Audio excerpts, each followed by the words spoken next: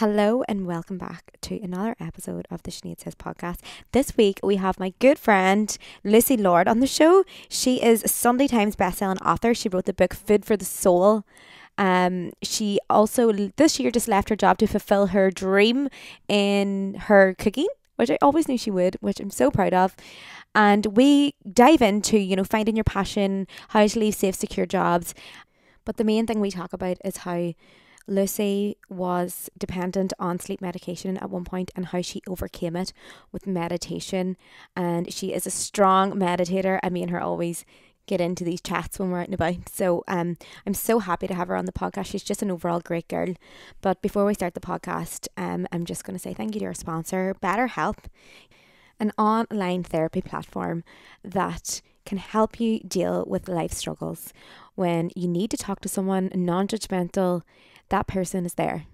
You have them by texting, you have them Zoom calls. You can just set up a call when you're ready to talk. You can do it weekly, you can chat to them daily. And it's just an amazing platform and it's an amazing app and I love it so much. And I just love that they sponsor me. And yeah, I just actually got a message from my counsellor on BetterHelp. They're like, why have you not spoke to me this week? So they're on the ball. And I will be speaking to her because I'm gonna be like, I need you today. So if you want to join BetterHelp, you can get 10% off your first month with betterhelp.com/Sinead. That's betterhelp.com/Sinead. Let me know if you use it. Give us your reviews. You know I love hearing the reviews and all the progress that you guys make. And yeah, let's get into it.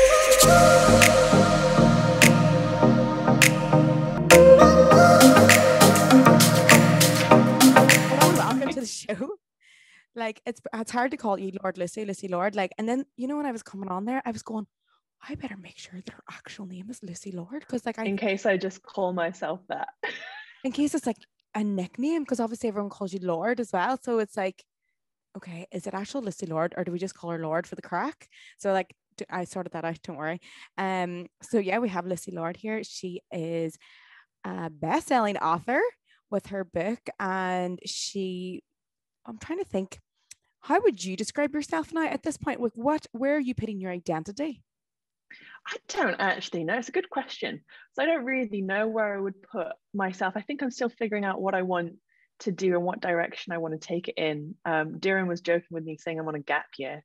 So maybe that's what I'll roll with. Yeah, because you just came back from Australia. Like you finally got back to Australia, like after like how many times did you apply to get back in? I think I got through on my 14th attempt, Oh on my my God. 14th exemption attempt. So you were And that then determined to get back in, and then you left? Well, I was that determined to keep my visa and keep my job. Yeah. And obviously all my stuff was over there. And it took my 14th attempt, but then it was trying to get a flight over. And last year was just a pain trying to get over there. And then as soon as I was over there and you have those 2 weeks in hotel quarantine, I just had this feeling of like, I don't think this is where I'm meant to be. Oh, do you want to swap the visa situation? Because I need one. I know.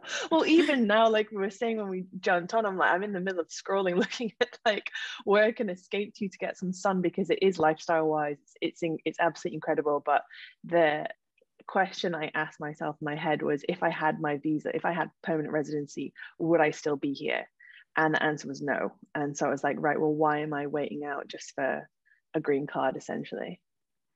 Yeah. And like you already had that, like that niggling feeling like that you wanted to leave, and sometimes you have to sort of follow that intuition as well. Yeah, exactly. And I think our brain lies to us. Like I remember all of the amazing things that I love and miss about Sydney and Bondi and all of that, but then I almost have to challenge that and be like, yeah, but was it like that all of the time? Were there, there were frustrations there were things that I missed about being here, opportunities work-wise and such that I couldn't fulfill over there. So I think sometimes our brain lies to us and tells us all the things that we miss and almost try and lure us back in, but I know that that's not always the case. Yeah. And I think when it comes to that niggling as well, I felt like this is something that you had because you were in a job that you weren't passionate about. Like it wasn't like lighting the fire in your tummy, but you had the food on the side. So you've got like a famous cookbook, and if anyone doesn't know, I'm sure everyone does know who this is, but she's like the queen of food. She's like I can't really describe it. Like I literally watch her stories and my mouth waters. And it's just like she has this passion and she puts so much care and into the food and into her cookbook and into everything. And you can just tell that it's like her passion, her purpose. Because I feel like some of the videos you do and some of the things you do are so much effort as well. And I'm like, okay, she has to really, really like this. But you were doing that sort of on the side of like what you were doing, what was it, veterinary and Yeah, pharmaceutical sales, yeah. and you were doing the food on the side. And what I always say about like finding your passion and finding your purpose is you do it for free until you get a fee. Am I right? And you might not remember it, but one of the first times we met at IFS 2 years ago, I think it was on the last day, everyone was leaving and everyone was like hungover and just being like, right, see you later. I'm getting out of here. And I think one of the last things you said to me was, you were like, you need to do something with this food. And then literally just like we went off on our own ways. And that kind of stuck with me. And loads of other people had kind of said little snippets like that. But you're right, it's something that just lit me up. And the thing was, I didn't hate my job. I didn't dislike it at Yeah. all, and I was really good at it. And so I think sometimes then it can be even more difficult to leave, because usually we wait for things to be really, really shit before we think, right, I'm going to move on to something else. Whereas where things are okay, when relationships are like, yeah, they're okay, it's not awful, you almost have like a tendency to stay in this like comfort zone. And I think that was it. I came back to Sydney and I'd had all these experiences writing the book, and I came back and I was like, oh, I feel like I'm putting on an old pair of jeans that still fit, but they're not what I want to wear anymore, kind of thing. Yeah, because you already had and then like you couldn't have stayed in Australia without that job, really, couldn't you? So that's the problem with No. Australia. You need this visa to like live and work there. Like when I go back, I'm doing a 4 year bloody degree, and like I don't even know if I want to do that. I mean, like I definitely want a counseling degree, but like I don't think I would want to sit and be a counselor.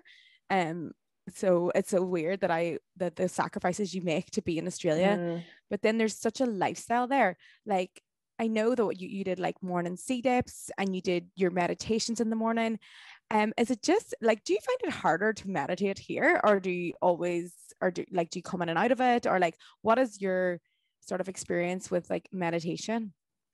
I find that exactly as you said, over there, it's such a lifestyle. It's so Mm, normal to, or especially in the eastern suburbs and around those kind of beaches, it's so normal to wake up in the morning, be up at 5 o'clock, like five, half five is rush hour in Bondi, and those little yeah, eastern strip of beaches. You can't walk down the promenade without, bumping into people and all the rest. Whereas here, if you get up at that time in the morning, it's dead. Like coffee shops yeah, don't open until 8 or 9 o'clock. It's dead. And so I'm trying to take as much as the good things over there and bring them back here, but it is a little bit more difficult. There's more resistance to it anyway. But with meditation, I find that over here, it's only kind of just becoming a thing that's not like embarrassing to say, or people don't laugh at you when you say it. Whereas over there, it's more of a normalized thing, I suppose. Even the people who don't practice it themselves, if you say like, oh, I'm just going to go to North Bondi and meditate, they're like, oh, okay, cool. Whereas over yeah. here, it's like, what? Why would you do that? What are you doing? Kind of Like what's wrong thing. with you? Yeah, what's wrong with Are you why? Like, okay? why Are do you you need to mentally escape? stable? Do you chant? They do think that. They think that you're like chanting like kumbaya in the front corner. And that's what I used to think, which is why I was Yeah, kind of true. like, which is why I was a little bit put off it in the first place, because I was like, oh, I don't want to be that weirdo sat under a tree chanting away. So like what got you into it? Like where did your meditation journey begin, and how like what was like the snap that was like, oh, I need to meditate? I'd heard of it. I'd heard of meditation, but I was recommended the app Headspace Hmm. when, like, 2014, I was picking up a repeat prescription from my doctor for like sleep medications and anti-anxiety medications, Oh, antidepressants, and really? all that stuff. Yeah, yeah, yeah. Oh my And if you God, shook me, I listen. would have shaken. And I was trying to get him to increase my sleeping medication, Oh, and he was kind of like, oh no, like this is the 10th time we've increased it, I can't keep doing this, have you considered lifestyle changes? And I was still out partying all the time, I was smoking heavily, I wasn't sleeping at all, I was like pumped up on caffeine all the time. And he was like, you should try this app Headspace, it's just come out, I think it'd been out 2 years at the time, or like it's just come out, it's really making a difference. and it might be able to help you sleep. And I thought that you would listen to it almost to drift off into sleep. Yeah. And that's what I started doing. And Andy Puddicombe's voice is like the perfect antidote to that. But then the more I started doing that, and then the more I looked into it, the more I recognized that actually a practice in the morning can help you sleep in the evening, which seemed so confusing, but I started trying it and it did. And I think like with most things, as soon as you start to see the results, even though they're not quick, they're not quick. they're not quick. No. You kind of you have a bit more belief in it, and hard. then you have more attraction to stick with it. So that was my introduction to it. But it was through very, very, very, very cynical, skeptical, like roll my eyes kind of thing. That like that, I didn't know that about you. Like that's crazy. And you were on, because I was at a stage in Australia as well, and I was like, guys, I need, like, I was like, does anyone recommend, or like I was thinking I need beta blockers and stuff like that, because I was having like heart palpitations, and I wasn't sleeping as well. And then to be honest, like if I would have went to the doctor, they were 100% at that point gave me the medication, and I went down a different route. I was like, okay, right, I'm gonna start meditating and gonna start like reading self, like that's sort of where I went with meditation. But it took me a long, long time to have like a constant everyday practice. And I started with, I didn't do Headspace at all. I haven't done any of those apps. I did a little Unplugged. I like that. It was nice. So I kind of think what I was using meditation for was to find myself, because I started to like do guided meditations, like really intense, sort of emotional ones, and like finding out who I was. And I was like, oh my God, my subconscious was telling me all these things that I needed to do. And like, I could hear myself for the first time. And I wasn't looking at someone else's content being like, oh, they're there, I want to go there. And like, I was looking at everyone else thinking, I want this, I need this. Whilst when I shut my eyes to meditate, like there was like a voice that was telling me exactly what to do and where to go. And it was like guiding me. So there's so many different like benefits and so many different ways of meditating, because people can take down like very spiritual religious route where they think like, or like they want to talk to their spirits, or they want to talk to, God or whatever. And there's that way. And then there's ways that it's for intuition and to really get into your creative brain, because I had no, like I was just like on autopilot, like I didn't know where I was going. And then when I started meditating, I was like, oh my God, this is what I like. Okay. So this is like, there was like meditations I was doing that were like, you just brought up these things that you really loved. And I was like, okay, no, I need to step forward into this. And I would journal after every time I was meditating. And then I went into different types of meditation. I went into like mantra and stuff like that. But what would you say is your favorite benefit? Oh, I think it's a really difficult one, because I genuinely think that it's impacted every single thing in my life, like every single thing, relationship, be it with friends or boyfriends, parents, everything. It's impacted absolutely everything. But for me, the biggest benefit that it has, and have you read Man's Search for Meaning? Yeah.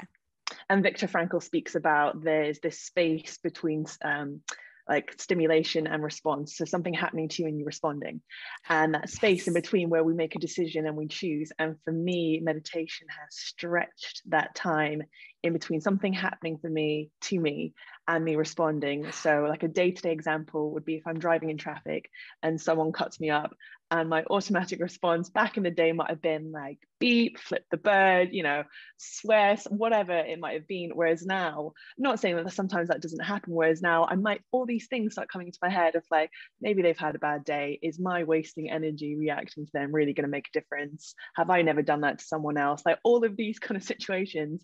And then I'm like, you know what, I'm just going to pull back a bit, give them way in, and carry on with my day. And so that's like a day-to-day example. But those kind of things where it just stretches the space between something happening to me and my reaction to it, and I can almost choose how I want to be in this world and how I want to react. And if someone says something to me that's not very nice or quite negative, rather than me feeling like painful and hurt by it or wanting to snap back at it, I just kind of sit and think like that's a reflection of them, not of me. And it almost kind of diffuses the situation, and then I can move on with my day. So that for me encapsulates the biggest benefit, just the time that it gives you. Do you know what's so funny? I didn't think you were going to say that, right? Because what did you think I was going to say? No, because some people like, I'm not even joking, right? So my favorite, I'm not even joking, this is my favorite too, but I like in meditation teaching, like when I was doing a course or whatever, it's called the pause. So it's called the pause. It The is, and sacred pause. it is like by far my favorite benefit of meditation. And it's crazy like how much I've changed in years. Like I look back at like I've like there was times like I would be going crazy at like boyfriends and I threw his whole wardrobe out the window. Like, you know what I mean? And that is like the most farthest away from me right now I could ever be. Like that was like, how could I react in such a way? Like, why can I not how could I not have a civilized conversation? Instead, I was throwing his clothes out the window. So for me to go from that person to now, you know, analyzing, having like really compassion for everyone, no matter what the situation, and trying to get to the bottom of it and understanding other people's triggers as well. Um, that honestly it's called the pause. It's like my favorite benefit as well. So I'm like, you took my fucking favorite benefit. Like, fuck's sake, what am I going to say now? But it's like it is one of the best. And if anyone here has like, it's not even that, like if you've ever regretted saying something to someone, or like, you know, like you go crazy at someone and then the next day you're like, oh my God, why did I say it? Like meditation really teaches you to like step back, pause, think about it and be like, okay, am I going to regret what I'm saying? Like, does this person really deserve this reaction right now? So yeah, Yeah, or is this something that, is this the person that I want to be reacting to? And even now, like I'm far from a perfect person and I do things all the time which I mess up or I fail or I do things, but you almost recognize that this doesn't feel nice. Like if I'm yeah, partaking in a behavior that I don't really think aligns with who I am or my values or anything, I'm kind of like, oh, this doesn't feel that nice. Or if I say something, say if I'm in a group of people and they might be not speaking nicely about someone or bitching about someone or something, and if I'm to partake in that, it doesn't feel very nice, it doesn't sit very nicely, yeah, and it almost lets you kind of like there's a mirror there and you can kind of see your behaviors and see who you're stepping into, and it gives you that space to be like, oh, do you know what, that's an older version of me, or that's an insecure version of me, that's not who I am now. And it kind of gives you that choice to be like, I'm going to partake in it or I'm not going to partake in it, and either way I'm still learning, I'm still growing, but it gives you more of a choice, I think, going forward. yeah. That's a question I always get in my inbox as well when people are going through sort of maybe like a bit of a spiritual awakening or going through an awareness of like thoughts and like, you know, especially as like what you give out, you get back. And I always think like you need to keep giving and just I just, you know, when you're talking bad about someone, I don't care what anyone says. If it comes back, I don't think I care if everyone thinks that's hippy dippy. I think it always comes back and like like any way, shape, or form. So what like do you reckon? Like, did you ever go through this lonely period like where you were turning into a different person, but like you were still sort of in a friend group that was kind of not going through that? And like, how did you deal with that? Like I've went through that plenty of times where I'm just kind of, if they're gossiping or chatting bad, or I'm just like silent. Mm. So I think it's difficult, isn't it? Because it's like it's you almost want to stand up for what you know is right, but in this same space, you know that until other people are ready, they're not yeah, going to step into that. And so my thing to do now, and it's a hard thing to do because you almost want to like tell people like you're only saying that because you're really unhappy with your own life, but not everyone takes that well. And I certainly wouldn't yeah, take that well if someone had said that to me 10 years ago. So I'm a big believer in just leading by example and living a life that's true to you and that makes you feel good. And off the back of that, the people, you know, your vibe attracts your tribe, if you would. The people who are more aligned with your values will come to you. The people who are not, old friendship groups, old ways of being, old people will kind of flutter away. And I don't think there's anything wrong with that.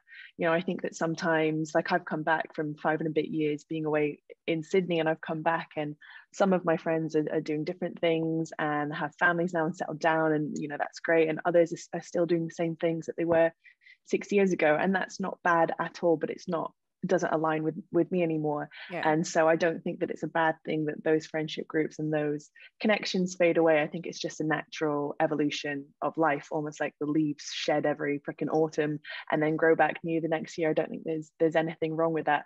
So I think just to lead by example, if possible, stay silent in those situations. People will notice, you know, or if I think if people kind of dig and be like, oh, so what do you think, or why are you not saying anything, why are you being quiet, you know, just really kind of stepping into the integrity of just being like, I have nothing to add to this conversation, and you know what, it's a waste of energy, it's a waste of effort, like bitching about whatever shoes someone's wearing or what boyfriend someone's with, that kind of stuff. Like, Yeah. if we were all interested in our own lives as much as we were other people's, we'd all be so much further along than we are.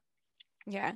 Like my tip is always, it's not even that, like even now if I'm with people or whatever, they know not to gossip in front of me because they're just like, what's the point? She needs, I'm going to gossip with us. So like they get Yeah. used to it after a while, like after a few of the silence. And like I tend to like try to change the conversation. Like instead of like if it goes down that road or before that even begins, I'll be like, oh, so like what are your goals for the next few weeks or months or blah blah blah. And I think I had a rejection podcast last week, and people were like, a lot of people were feeling rejected by friends. And I was like, you're being rejected because you're barking up the wrong tree for the things that you want. And you, there's like some friends that you have this loving, amazing connection with, and you've your friends from childhood or whatever, and you've got that, and that's their thing.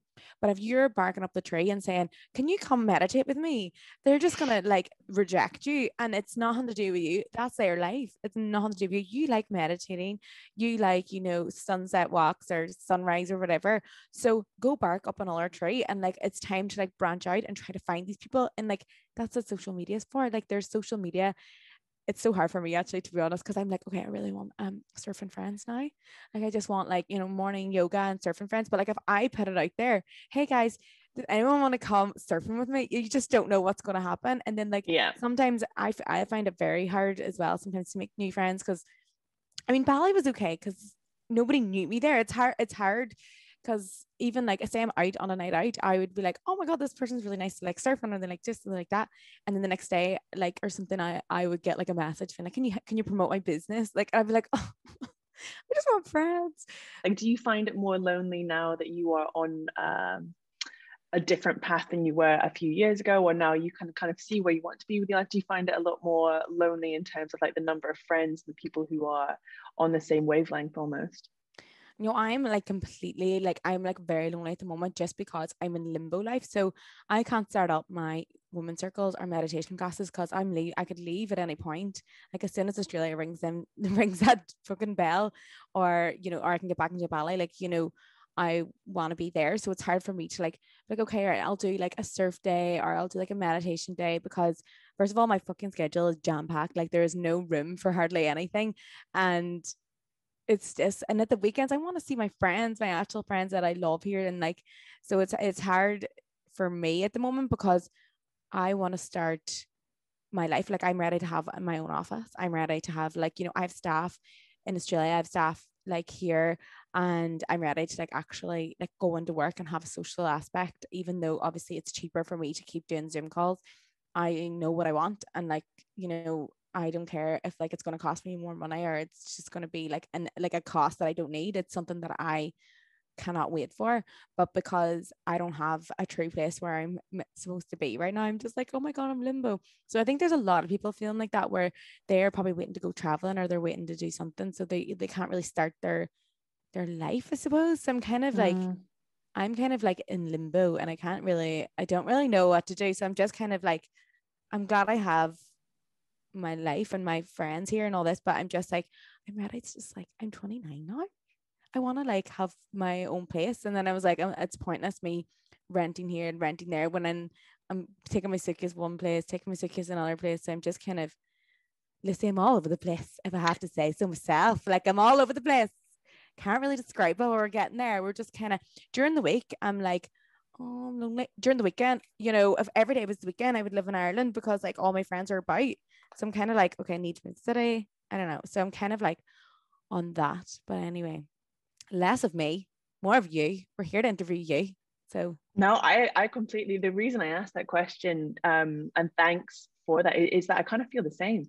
oh I'm really? like, what am I? Yeah, I'm kind of, I've come back from Sydney, and I'm like, okay, what am I doing now? Am I going to stay in the UK? Am I going to go here, there, or wherever? What am I going to do? Do I have many friends here actually? Do I this? Do I that? It's all of these questions. And I think almost like meditation, what lockdown and COVID-19 and all this stuff has given us is it's forced us to stay still And that's not very comfortable. Like I remember the first time I started meditating, and I don't use guided anymore, but guided was almost quite a good introduction to it for me, because you weren't kind of sitting still in your own mind and thinking like, oh God, oh no, now this, and all these ideas and stuff that we don't really give much time pop up. But I feel exactly the same as you, and I think that it's almost, I'm trying to see it as like a blessing in disguise, because it is throwing up all of these questions that otherwise we'd be so busy traveling and you know, doing this and doing that you might not have time to sit down and ask those questions of actually, what do I want? Do I want to settle down? Where do I want to be? What do I want to hold? Is it women's circles? Is it these kind of clubs? Is it surfing? Is it that kind of stuff? So I'm trying to answer those questions myself. Should we as join well. forces? Should we join forces and like, where are you living now? I'm in Cheltenham at the moment, living, but I'm right now the second in Scotland. So I've come up for some of my school friends. One of them's getting married, so I'm going to be in Edinburgh next weekend for a hen do. And I thought I can't come up to Scotland and not say hi to my mum, who's still up here. So I'm here at the moment, just taking a bit of a breath of fresh air from the busyness of Cheltenham. You're having like a little retreat. Yeah, and I think that's what I miss that. And when we joined, I was like sat kind of scrolling through holidays. I miss that ability to kind of go into like a full deep immersion with similar minded people, because like you said, I love social media for the things that you can connect with other people, but what can be a little bit difficult about it is not only that everyone's like halfway around the world or different parts of the world, but you don't know if there is you don't know if there's a secondary reason that people might want to meet you, or people have a business that they want to promote or ride things off the back of you and that kind of thing. And I was messed around a couple of weeks ago by a business partner, which was really frustrating, and those kind of things. So I think I love social media for that reason. But what I love is being in a country where you don't know where you are, surrounded by people who you don't know, but you all follow a common interest, be it yoga or be it surfing or CrossFit or working out, and you suddenly find friends and connections through that. And at the moment, that's not possible. And I think that's what's really frustrating. Yeah. How are we going to fix this? I don't know. I don't know. I think it's one of those things where it's like the time is going to pass anyway. So the time's going to pass. Am I going to be sat here being like, oh, I wish I was in Australia. You know, Sydney's coming to spring now. Should I have left? I don't know. Should I have left? It'd be warm. I'd be a lot more tanned. I wouldn't have to fake tan and ruin my bed sheets every week. Like, like, am I going to be thinking that, or am I actually going to be thinking like, okay, this is a good opportunity to, like you said, start planning and start thinking. You know, give space to having time to think, where do I want to be and what do I see myself doing next year, and actually what's all the not so nice side of it, like the admin side, the building the website, what's all the shitty stuff that I can do now that's then going to afford me the freedom to do whatever I want when whatever border's open. Yeah. So what is your plans going forward? Like, so you've wrote the book now.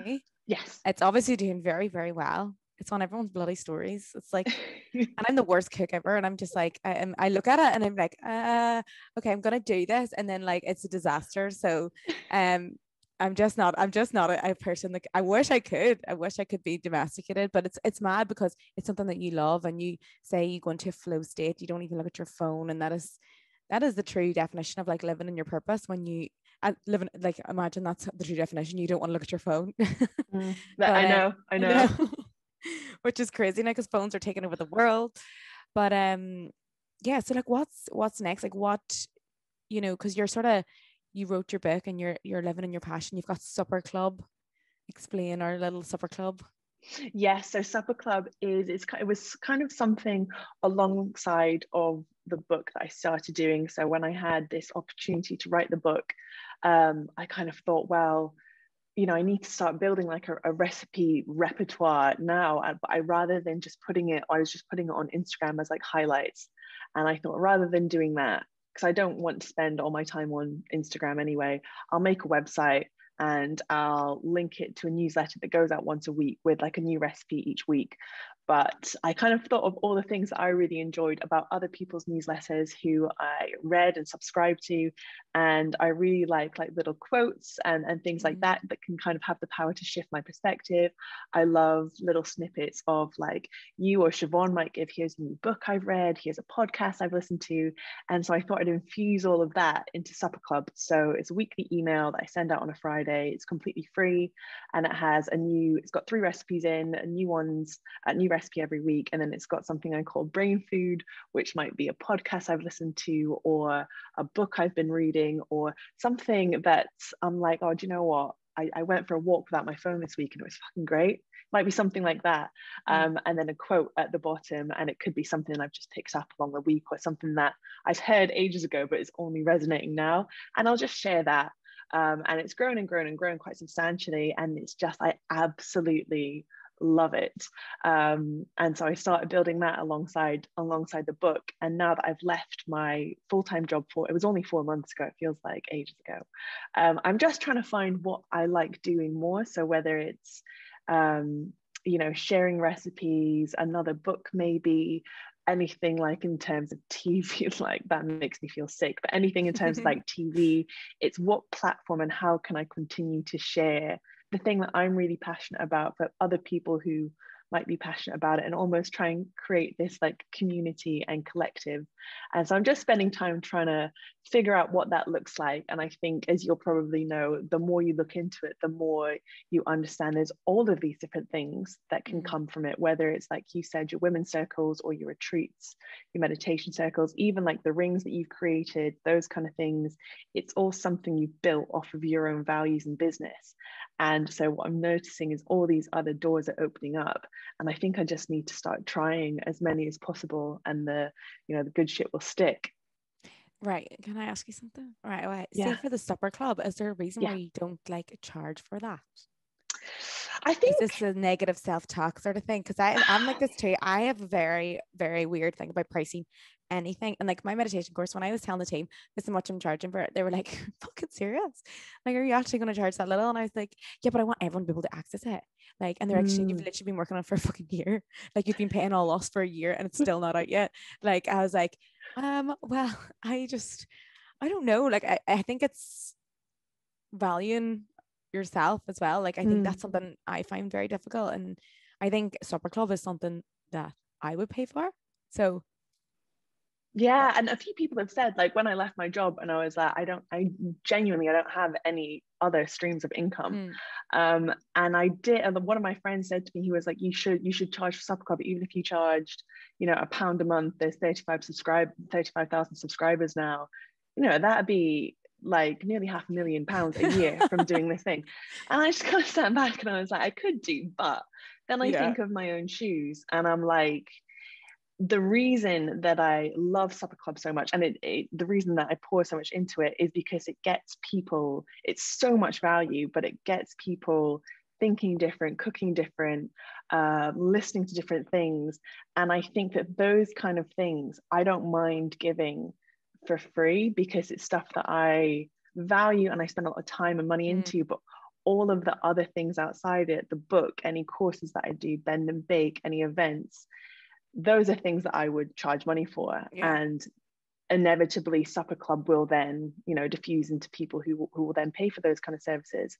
And I also think that having a charge on things, I'm like, I don't pay for any subscriptions. And so I'm like, if I don't believe in that, then how can I expect other people to? And so even if 50% of people dropped off the Supper Club and 50% of people stayed, I think it would be for the wrong reasons. At the end of the day, I'd be creating it to charge people money when actually there's hundreds of ways I can make money. And I have no problem charging money for service or for value or anything like that. I have no issues with it whatsoever. I think it's really important. But I'm like, Supper Club for me is like an entry level thing where everyone can join. It doesn't matter if you can't afford it, if you can't do this, do that, there's no excuses to not have it and access it. And I really like that idea of putting out, free information and free value stuff. And then anything I build off the back of that, I share with Supper Club, and those people who've already got so much value from you are more likely to, be your tribe and then follow other things that you do. But I could be wrong in that. No, but and that's a nice way as well. Like I'm the same. I don't charge for my email list, but it used to be a lot more active. I have literally fell off the whole wagon of email list. But you know, I was sick. I was sick. I always say I was sick, and I don't have any motivation. Leave me alone. Sometimes we got to go Yeah. through these emotions.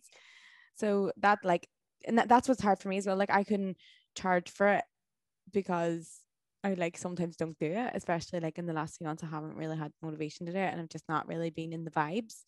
But yeah, so but that's good as well. And like whenever you were like writing the book, did you ever not write it? Did you ever like because Oh like my God. like did someone like who was it Luke that came to you and then he was like Yeah, let's do pretty a book much. or were you shitting Yeah, pretty yourself? I would much. shit And myself too. it's I shut myself right up until even after it published. I was like, this is shit. No one's gonna buy it. I can't believe I'm putting this out there. And even now, like I haven't read it cover to cover because I just know what I'm like with my own stuff. I'll just pick it apart.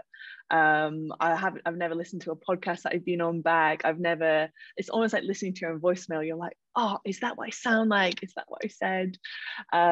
So yeah, it was Luke over 2 years ago now. He said like, oh look, you really enjoyed this cooking stuff. You're really good at it. We should put this into like a little self-publication book, and try and get you out of what you're doing at the moment, which is pharmaceutical sales and all the rest. And I just kind of thought, you're mental, mate. You are mental. And off of the back of that, I then started building the website. Supper Club started building and getting momentum, and it gave me like a fleck of self-belief. And then that just kind of like as momentum started building and growing, and then publishers got interested, and then big publishers got interested, and then I kind of thought, oh my God, everyone's like smoking the same stuff. They're all mental. They think that this could be a thing.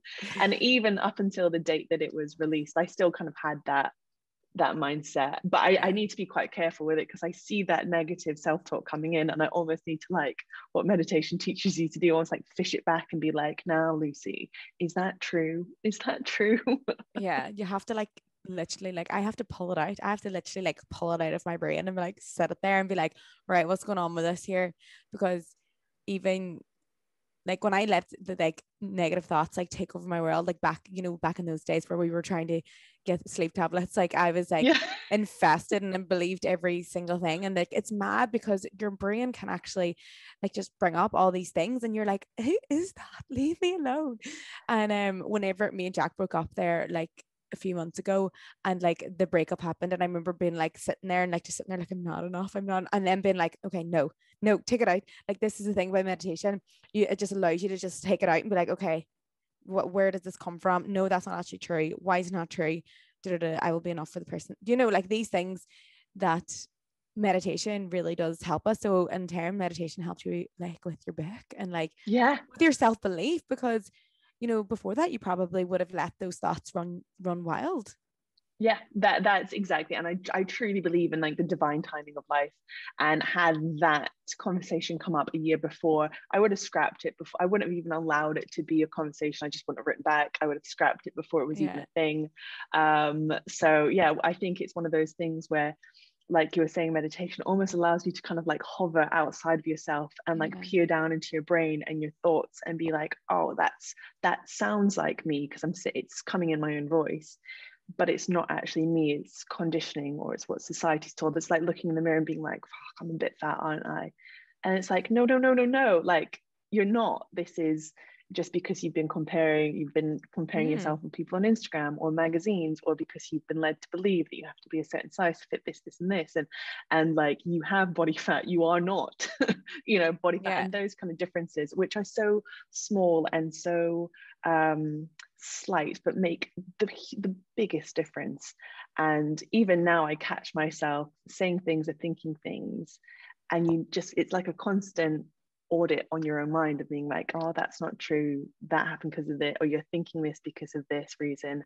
And it just allows you to be a lot more at peace and at ease. And so kind of threading back, when the book did come out, I kind of sat back and was like, you know what, I couldn't have done any better. I tried my absolute best with what I was given at the time and the tools I had at the time, and it will be whatever it will be, and just kind of surrendering into that. And it was actually a really peaceful place to be, rather than what I know I can be like and probably you can be like, which is like a constant beating yourself up around things. Yeah. And like writing a book as well, like kind of suits you because it's your passion, it's your purpose is food. And also you don't have to, although like book, they want you to do the tours and all that too. Like I know that you're a bit of an introvert. So like you sitting writing a book, and like your book and like about food would have been like, it would have been something so beautiful for you to like sit and do that, because there's other ways that people share their work, and you maybe would like, you chat on Instagram or you stand up on stage is probably something that you Well, aren't, you're not comfortable with that at all, and that's fine, because you are a bit an introvert. And you know what's so good, the recognition of being an introvert is so freeing, because I think people think that they should be out somewhere, they should be um doing things that everyone else is doing. But once you recognize who you are as a person, I know one of my friends recently, she goes like, over lockdown, I realized like I was an introvert, and like started like learning and reading about introverts. And she was like, that self-acceptance like actually freed me so much, because I was like forcing myself to go out, forcing myself to do this with these friends and blah, blah, blah. And like, once you tell your friends, you know, I am a bit of an extrovert, introvert, I'm going to sit in and I'm going to do this. And then they accept you and you accept yourself. Like, it's something, I don't know, like there's as a light switch goes on, I suppose. it's so much more. It's so freeing. And it's almost like it's even more exhausting if you're not that way inclined to go out all the time and to be charged by big crowds and that kind of stuff. It's even more exhausting trying to force it than it is just like stepping back and be like, do you know what? That's not me. And I think it's funny because I always try and it's almost like I unintentionally attract extroverts as like my closest Yeah. friends. And so people automatically assume that if they're like that, then that's what I'm like. And it's so funny at these kind of big events where there's lots of people, I'll always be the one kind of hiding in the short in the corner, in the shadows. And I love people, I love communicating, I love those kind of things, but I'm just not very loud, or like I don't really like the spotlight or that kind of thing. Mm. So I try and kind of shadow away from all of that kind of stuff. But my friends completely get it. And if I'm Yeah. not there, they'll be like, oh, she'll be like locked in a toilet for 20 minutes, like taking breaths or meditating, whatever. But it makes me feel really recharged and good about myself. And therefore, I can go and be a better person and friend to other people around me. So I think it is so important to just value the person that you are, be it introvert, extrovert, those kind of things. And then the people in turn who love you for who you are don't give two shits about what you're doing. And those who maybe aren't your people will be the ones who are trying to drag you out and trying to do, trying to get you up to all sorts of no good that you don't really want to do. Yeah, that's me. I'm always dragging people out. No, to be fair, I kind of, when I started learning about extrovert and introvert, I was like, okay, right. No, there is actually people out there. Like Ed is such an introvert. Um, like our friend Ed, sorry if anyone doesn't, everyone probably doesn't know him from my first podcast where we argue like cat and dog, but about liking photos.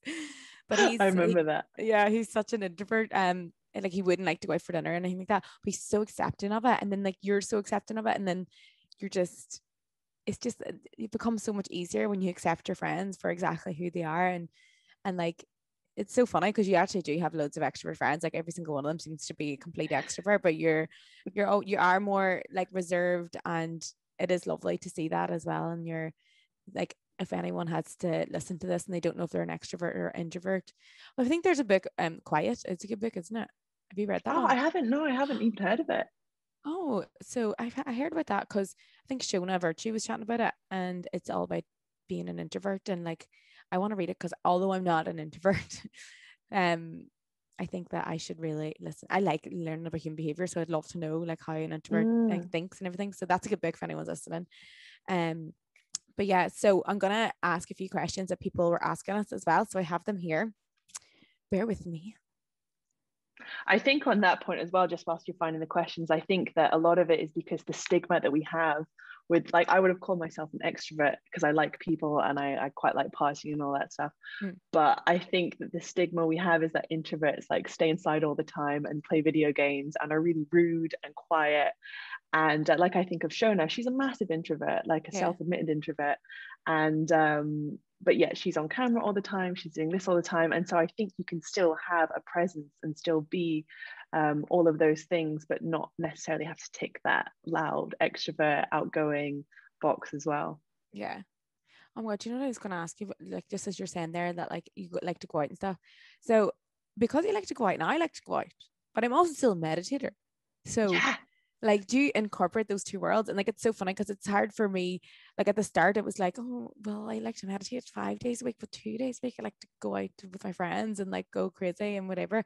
So it was like so hard to like intertwine those two worlds. Like, what would you say to people who do like to go out and do that, and like who like to party, and like, can they still get the benefits from meditating even if they're not like fit? Because it's hard, because even like this is why I wanted to have you on, because every person that I was going to put on, even to just talk a little bit about meditation, it's hard because those people don't like they I mean, they maybe drink, I don't know, but like I couldn't relate so much to them because I can't be that much of a meditator right now in my life. So it was hard to, but I know you go out and you still have the benefits of meditating. So like, if anyone's listening, what advice would you give to them? Yeah, I truly believe that you can have your cake and eat it in this circumstance. Like you can still go out and party, you can still drink, you can still do whatever you want to do and still be a meditator. And I almost think that there is this belief that you need to be like teetotal and wake up at 4 o'clock in the morning in order to meditate. And that's what makes like a good meditator. And I think that they're just these made up constructs and rules. And actually, for me, I practice meditation every day, and most times it will be in the morning. But if I've been out the night before and I decide to sleep in or not wake with an alarm, whatever, if I do a meditation practice at 2 o'clock in the evening, in the afternoon, or in the evening, if it's 1 minute rather than 20 minutes, it doesn't matter to me. It's not any worse or any better than the day before, where it might have been at 6 o'clock in the morning for 20 minutes. It's just dissolving all of those rules. And actually, I think they really complement each other, because when you're more conscious of what you're doing and where you are and all those kind of things, it almost gives you that secret power that I'm only just finding in the last 2 years, which is like, it's 2 o'clock in the morning, everyone knows nothing good happens after two. And I'm like, you can almost hear that, like, that true voice being like, okay, Lacey, you should go to bed now. Like you really should go to bed. You don't need a 16th gin. Like, is that going to make you happy? Okay, have it. You almost start to have those like conversations in your head. And so I'm like, oh, I can still stay out until 1 o'clock, 2 o'clock in the morning if I want to. And then I choose, I want to go to bed or I choose to stay up. Either way, it's a choice. It's not that thing which can so happen with partying where it's 6 o'clock in the morning and you're like, I don't even want to be here. I didn't Yeah. even want to come back to this after party. Why am I here? I'm such a shit person. It almost kind of helps you in that scenario. Yeah, I think that too. I'm not a person that like anymore. I always know, especially living at home, because you cannot get home when you want to get home. So you got to go home at like 1 or 2, or you're there the next day at 11 o'clock. Do you know what I mean? Because there's no taxis where I live. So it's just like you have to wait till the taxi man comes back, with the one taxi man comes back on. So like I think that as well. And then what was I going to say there about, I was going to say something about drinking and meditating. Oh yeah, no, I think that it does, like for me, when I'm hungover, I won't meditate. There's not a fucking chance I will meditate, but that's fine. And then It's fine. I don't want people to think that they need to meditate every single day. It depends what I'm doing. Like if I'm doing a certain course or certain thing like that is like instructing me to do certain days and certain things, then I will. But for me, when I'm hungover, closing my eyes and going into my mind is not the best thing in the world. So I'm just like, no, I can't do this today. And that's okay. And one thing I learned from The Skill of Life, is another good book, Oh, I is, love oh my that, God, but I it's love such a all good, of his stuff. Yeah. I love that book. And there was something he said, he goes, the people that are drawn to having anxiety or having, you know, those thoughts or whatever are more drawn to meditation. Because I used to make myself feel bad that, you know, I would get anxiety even though I do everything right. I journal, I meditate, everything. And I'm like, no, the people that are prone to the anxiety are the people that go to the things like meditation or journaling. Because like, for example, like my boyfriend doesn't even know, like he doesn't even know the definition of the word meditate. Like he doesn't know anything about it. And I could turn around and be like, you should meditate. But at the same time, he's so fucking chill that like he doesn't need to meditate for him to feel like peace. Wise, I really enjoy the peace. I really enjoy the inner peace of like shutting off my mind. And you don't shut, by the way, you don't shut off your mind. That's a lie. You still think, but like you're just with yourself. And you sometimes you get to the inner peace, sometimes you don't. It takes a very long time. I don't know if you get inner peace every time you shut your eyes and meditate. Oh no, no. Like it's And you very, know what? I don't know if I'd love it if you knew every time this is going to happen. It wouldn't have that each day I try and bring curiosity to it, because sometimes you can slip into like this state of peace, and sometimes it's just really really busy, and it's really difficult, and 10 minutes, 20 minutes, however long it is, feels like an hour. And sometimes life gets in the way and I don't do it per day, or I might only have time to do a minute, or make time to do a minute, and it doesn't make you any better or any worse than the person you were yesterday, the person you are tomorrow. And I think that's why it's like this whole concept of a journey. It's just each day turning up regardless in whatever way you can, and doing that. And almost when you know you can't fail, it's almost easier to stick at, because it used to be for me really rigid and like, well, you can't go out and get shit faced and then meditate the next day. You can't turn up to yoga hungover and like still smell the gin on me. Like, you can't do that. And then I thought, you know what, I can do that if I want to. You can make your own identity. You can, exactly, you can live life on your own rules. It just so happens, and it's not a coincidence, that all of those practices kind of make you think like, do you know what, staying up until 6 o'clock in the morning isn't that good for you. It just happens to be that's the result a lot of the time, but doesn't mean you can't go out and party or stay until 2, or skip meditation to sleep in bed, or that kind of stuff. Guys, I'm telling you, nothing good happens after 2. End of story. No, it doesn't. Nothing ever. I know a friend who has it on their alarm. Yeah, I know a friend who has it on an alarm on their phone, but like 2 o'clock in the morning, it pops up and it's like a reminder for your pissed off to be like, nothing good's happening, go home. He's like, oh yeah, go home. Yeah, because say you're at like a pub or you're out, blah blah blah. The crack is good, right? You're dancing about, whatever. Then you're like, okay, I'm not done. The bud's still going. I'm still like having a good time. So then you'll go to a house party. That's grand. But then after like 2 o'clock, it's all good crack. You're all dancing in the living room. You're jumping up and down. But after that, then you're just... There's a moment. Yeah, there's just a moment. There's a collective moment where you catch other people's eyes, or like the sun starts to come up and you're like, no, oh my God, no, this is like a steep hill down now. But you can avoid that. I haven't seen the sun come up in a long time, so thank God for that. No, I haven't done that in a long time. But yeah. So, the another thing I was saying is that even when it comes to drinking or whatever, like meditation can make you so aware of your thoughts, and like the next day, there was last week I was feeling so sick after like a night out or whatever, and I was like, the bad is outweighing the good right now. And like sometimes the good outweighs, like you're having the crack and you love going out with your mates and like you don't regret anything. But like if you're sitting there like quivering and anxiety, like the next day, it's like, okay, the bad outweighs the good. So like, let's take a little fucking break, guys. Take a break, chill out. But let's get into the questions because I don't want to keep you too long. How do you get the best out of meditation to help anxiety? I think getting the best out of meditation to help with anything and everything is to do it. And I remember hearing that years ago and being like, oh yeah, but shut up, tell me the secret. It's like, well, when's the last time you did it? I don't know, 2 weeks ago. And it's like, no, turn up every day, commit to, even if it's 1 minute. And it sounds so fleeting and so pointless, but it really does make a difference. Yeah. And just you're always so proud of yourself when consistently. You do it. Yeah. And then it almost reinforces that, no, it's not easy. And it reinforces that habit of doing hard things. And that then infuses into life of doing different things. Like if I'm putting off sitting down and writing a book, or writing a supper club and email, which is not always easy to sit down and write, even though I love it. But when you have a daily practice that reminds you, like I'm reading a book at the moment, I think it's called Make Your Bed. It's like a real short book, but it's all about doing those difficult things, and how each day when you show up and do it and then meditate in this example, even if it's just a minute, it makes a difference on the rest of your day, which makes a difference for the rest of your week, month, life, etc. And so I think with any form of like whatever you're choosing meditation to do to help with, I think just turning up every day in whatever way you can and slowly doing that and building consistency will over time see results. Yeah, because when you do it, you're actually stepping into your higher self, whether it be 1 minute, whether it be 10, you're actually like giving yourself that discipline to sit down and like better yourself and just become your better self. So then once you start swaying towards your higher self a little bit more, you start to get addicted to that feeling of like that reward of being there. So even just sitting down for 5 minutes a day and just sitting on the chair, and there's all different types of meditation. So I would recommend looking into them and seeing which one is best for you. There's loads of courses online that I do, and I try to figure out which best is for me. Which one's best for you? Headspace?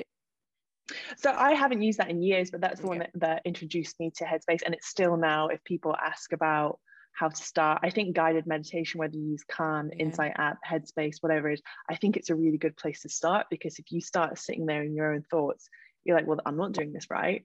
I then moved on to like the mantra one, transcendental meditation, and now I just simply do like come back to the breath. I think it's called the Vipassana. Just a classical meditation. I don't listen to anything now. But I think I remember when I started doing transcendental meditation and I went on this full week's retreat, and I remember sitting down with this meditation teacher and being like, Gary, I find meditation so difficult, so difficult. And he always kind of laughed and was like, meditation's not difficult. You just sitting there. But the resistance to meditate, that's what's difficult. And since he said that to me, I'm like, actually sitting there for a minute every day is not difficult at all. It's not difficult. It's completely free. It's the resistance that we have to meditation. And like we were speaking before, if you can see that as something that's not ourselves, it's like this third person kind of thing. It's a resistance that's stopping us from doing it. Then it's easier to do almost, because you're like, right, all these excuses are coming to play. I don't have time and this.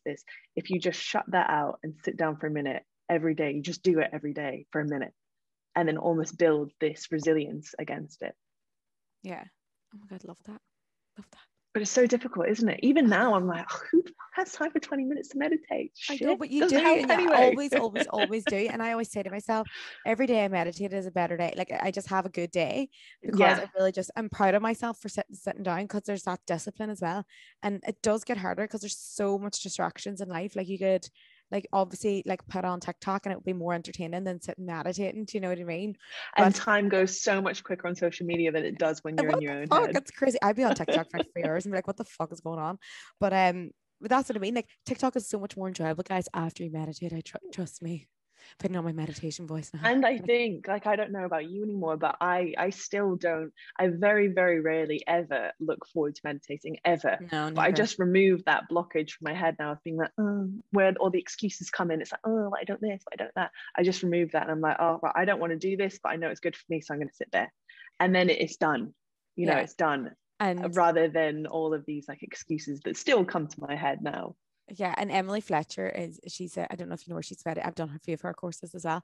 So she's a meditation teacher in New York, and she does Ziva technique. It's a very good technique. It makes me very zen. But she always says you don't meditate to get good at meditating. So like stop thinking you're a bad meditator. You meditate to get good at life. And as we said, one of the favorite benefits is like how we react, our reactions. We have truly got better at life. Like I've become a better parent. Oh my Jesus! Oh my God! Is that a sign? I was going to say become a better daughter, and I said parent. Oh God, I need to check that out. Okay. Like just a better girlfriend, daughter, just everything. So I just feel like that is the reason to get better at life, not to get better at meditating, because I don't know one person who's good at meditating. Not me. No. Not you. No, it doesn't do it. Okay, what do you do when you feel unmotivated? And the same person goes, will she come to Ireland for a beer?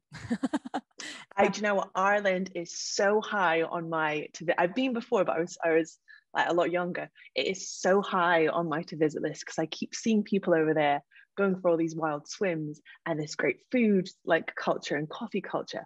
I'm like, fuck, why am I thinking about Croatia and Sri Lanka? I need to just go to Ireland. Why don't you come over to Dublin? Yeah, I want to come. Yeah, come over in September. In September. Yeah, I'll be there. Oh, you'll still be there in September. Yeah, I want to come. I really want to come. I think that this one thing that this shit show has taught us is how much good stuff is close by us and on our doorstep. Yeah. But what was the question again? What do you do? When you're unmotivated. Yeah. So this is something that I heard a while ago, and I remember thinking it sounds like bullshit. And generally, anything that sounds like bullshit is actually quite good for me. So I try and get curious around that kind of stuff. But there's a lady called Mel Robbins. Have you heard of her? Yeah, and she's got this 5-second rule. It's a good book. 5-second fucking rule, and it sounds so stupid and so simple and so BS that you think this can't possibly do anything. But I started implementing that a few years ago, and it has genuinely changed so much stuff, because that you just give yourself those 5 seconds. And I think with motivation, we can almost wait for it to arrive or hope that it comes tomorrow, and it never does.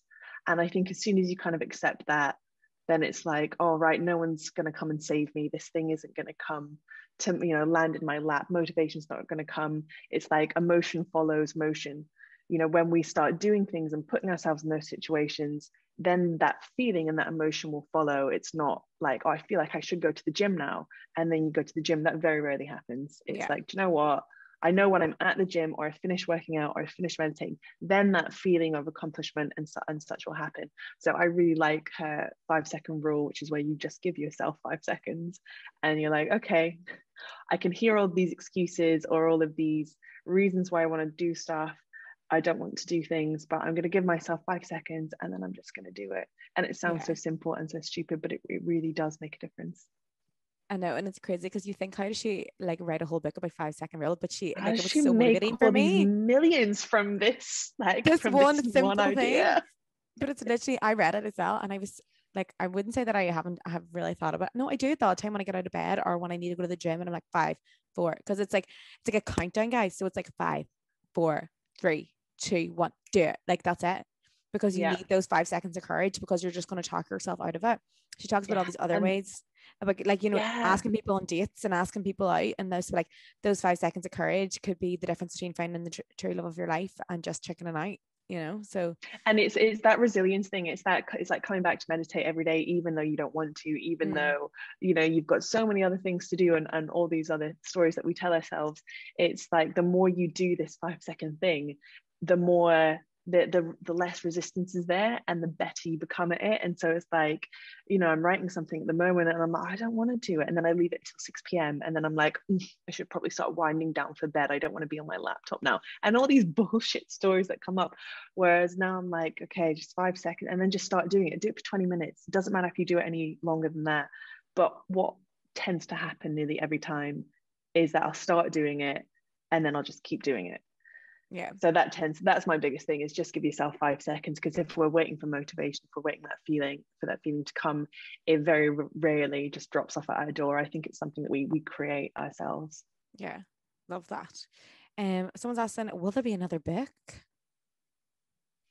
I hope so. I mean, I feel like the book only came out 3 months ago and it's done so much better. Like, I don't know the numbers of sales or anything like that, but from the publisher's point of view, it's done a lot better than they had anticipated. And even for me now, like, I still see all the time people tagging things and mentioning it and really, falling in love with it, and the repercussions that have come from that, and all these emails and incredible things.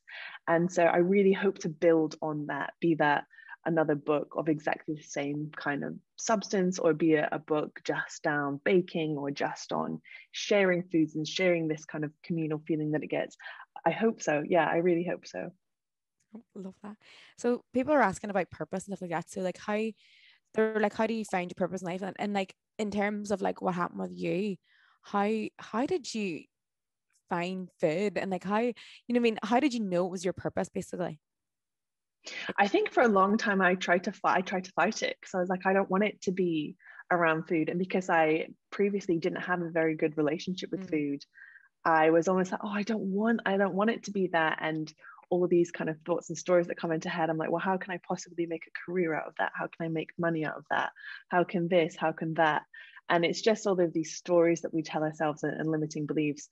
And if I look back on it now, almost like a helicopter looking back on life, and when all the dots make sense and they kind of join, and everything makes sense, or a little bit more sense, I kind of look back and I think there was always that feeling of passion and of, this is something I enjoy. That's all it was. And the more I did it, the more I fell in love with it. And when I think, like we spoke about before, that flow state, those things that make you not want to pick up your phone, all those kind of actions and hobbies that we do, is paying more attention to that, what really lights us up. And other people can sometimes tell you it when you're too, blinded to see it yourself. It's like you saying to me 2 years ago, like, fuck's sake, we do something with that food. And it's like, Luke or James and the boys being like, hey, you should do something with this. And almost becoming aware of those negative conversations in our head, being like, who am I to do this? But it's already being done. How would I make money from this? What about this? What would my parents say? Will my friends laugh at me? Blah, blah, blah. and just kind of leaning more into the things that we enjoy and give us that spark, and spending more time doing that. And then I truly believe that opportunities will come from that when we create space to, when we give them the benefit of the doubt, and we'll be like, okay, do you know what? Maybe this is a thing. Maybe, you and Ed enjoy your books and sharing books. Who ever thought that could create what it's created? But it's like, do you know what? I absolutely love it. And there are people out there who value it and love it too and want to pay for it. And so you can make careers out of it and all those kind of things. So I would just say to pay real attention to what lights you up, and to lean more into that, whatever that looks like. Because I think like people have this, because I wrote a few meditations on follow and joy, and people, it's like when they go through the meditation, they're like, okay, this is actually what I enjoy, but they don't believe in themselves enough to make that a career. They feel like, they've grown up in a place where, you get a job and that's it. Like you get a job in like an office, or, you do whatever, and they don't actually believe. So like when I go through like meditation, or in my course, it's like follow and joy, blah, blah, blah, then, visualizing like what you want to do. And then it's actually the hardest work of everything is the self-belief of believing that you can you can make money from this. And you can make money from anything, like something so small as like designing, like personalized gifts. And there is so much way, but people just think, no, I don't want to go off on my own. And if that's what you're feeling right now, you probably know what your fucking purpose is. Like most people actually have this ningling feeling in their body. Maybe it might take them a while to figure it out. Because for me, like at the start, I thought my passion was fitness, and it was just like fitness, but like I actually just enjoyed helping people become better people. Like it wasn't the actual fitness, because I didn't enjoy people telling people to like change their bodies. If I just like was like, I was struggling with my own body image as well as, so I was just like, I don't like this feeling. And I just stepped away and was like, okay, what is it? What is it? Like I'm here, and I love it. I love coming on my story talking about this. Like I actually enjoy helping people just become better people. So then I had to like follow that feeling and like, okay, where do I want to go from here? And then like books, and then just like motivation talks and like stuff like that. And then meditation came in, and like every single freaking week my fucking purpose changes. But it's just about It finding, grows, doesn't it? It yeah, evolves and it grows. And like I would say that my purpose and passion is to help other people as well. It just happens to mm, be that food is my modality. Like my passion and purpose isn't to, write more books or do this kind of stuff with food. It's to help people be the best version of themselves. And it just so happens that my modality of doing that is food. And I think, like you said, it changes. Like there's so many different aspects of it, whether it's like little handmade gifts or website designing or traveling. And the more you kind of shed that fear and that self-doubt, the more you see how many other people are doing those things that they love to do and to share. And just believing that anything is possible as well. yeah. And the self-doubt and imposter syndrome. It's like a whole process, guys. It takes a while, but Oh, you'll I get know there it in the takes a end. while. You'll get there. Yeah. Okay, one more question and then I'll let you go. Okay. This one's just quick. Okay, where's your favorite place you've ever meditated? Oh, far out. um I want to say somewhere really beautiful, which there have been like incredible spots in Bali or in America, or like Sydney's incredible. But actually, when you're meditating 9 times out of 10 or 99 times out of 100, your eyes are closed. So you can be anywhere. And so actually, I would say that one of the times has been just in the back of a taxi on my way. So I was in London, it was busy, and I thought, I haven't done my meditation this morning, but I know now, this is this year, and I'm like, I know now that it's not the 20 minutes that I do it, it's the 23 hours and 40 minutes outside that it has an impact on. And so I thought, Lucy, you have no excuse. You're in a cab for 50 minutes. Like, just shut your eyes and do it. And so for me, that was probably one of the most memorable ones, because it was, you're not sat in this beautiful location, dressed in mala beads and white linen clothing and on this beautiful meditation cushion or anything like that. It's literally applicable to everyday life. And that for me is one where I reached a real moment of peace within there that you wouldn't expect in the middle of London rush hour. But I think for me that was the kind of like, oh, this state is achievable all of the time. It's not just I love that. in front of the sunrise and all that stuff, though they have been incredible when you then open up your eyes or knowing that you're in that place. But really, I think that it's, when we meditate, it all looks the same anyway because your eyes are shut. Yeah. And like I always say, it's time to go to your happy place, and it's true. Yeah. And I say that about And when we're in lockdown. I was like, when you close your eyes, sometimes you can go to this happy place, and like it's not about where you are. And sometimes you can even like have a visualization meditation where you are somewhere else, or you manifest the future. I love to do those ones when I'm manifesting the future. I just did one last week and it was brilliant. But yeah, I think it is that, like you said, it's that happy place. It's that feeling of peace and calm, and actually I get to choose who I am being and how I'm reacting.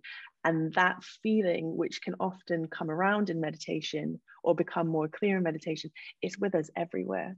And I think when you start to realize that and understand that there's so much power in it and so much beauty in it and so much like peace within it, but it is available everywhere. You don't need even a minute. It can just be one breath. It can just be at a set traffic lights and the lights turn red, and you can just take like a really deep intentional breath and come back to that feeling of like, peacefulness, I suppose. And it's amazing. It's so much better than any, chemical high, any feeling that I've experienced going out and partying, living this loud life. It's just, it feels so good, and it's available the entire time, I think. And so, yeah, that would be, that's the moment that comes to mind when I think of that, annoyingly, because I want to say something like, on the beaches of Sydney when the sun was coming up and it was dolphins and it was beautiful. Oh my God, I'm actually so glad I asked you that question, because that was like the best answer ever. Like I feel like I'm just going to record that and put it as like my meditation advert, because it was just so fantastic. But it's so annoyingly true, isn't it? It's so like, and when you realize that and you see yourself kicking off these situations and chucking your boyfriend's jeans out the window, you're like, fuck, I'm choosing to be this person. Shit. Oh no, I love that. I'm actually so glad. I'm actually obsessed with that answer. I can't deal. Okay, well, you know what? I'll leave it there for now, because it is, we're running a bit over. But I just want to say thank you very much for coming on today. Oh, thank you so much for having me on. Love this conversation, and we have to get you over to Ireland very soon. I know, I will be. 100% will be coming over soon, because I keep seeing it, and I'm like, and I'm friends with all these people over there now, and the Irish people are the friendliest people out there, like hands down. They're just so like, this, what's mine is yours, and come and this, meet my family and this and that. And I'm like, I've not come from that, so I'm like, oh my God, this is amazing. Yeah, they are the best. But before we go, can you tell us where we can find your book, where we can find you, where can we find Supper Club, all of that? Yeah, sure. So book Food for the Soul is available in all bookstores, and it's available to buy online, Amazon, Waterstones, W. Smith, all of those things. Supper Club is, so I've got a website, which is lordlucy.com, and Supper Club's got its own little banner there. You can subscribe for free there. And on Instagram, I think that's the only platform I'm on now. Instagram, Pinterest, I don't have Twitter or anything like that. It's just Lord Lucy. Okay, well, thank you for coming on, and yeah, I'll stop it there, guys. Thank you. Oh, thank you so much for having me.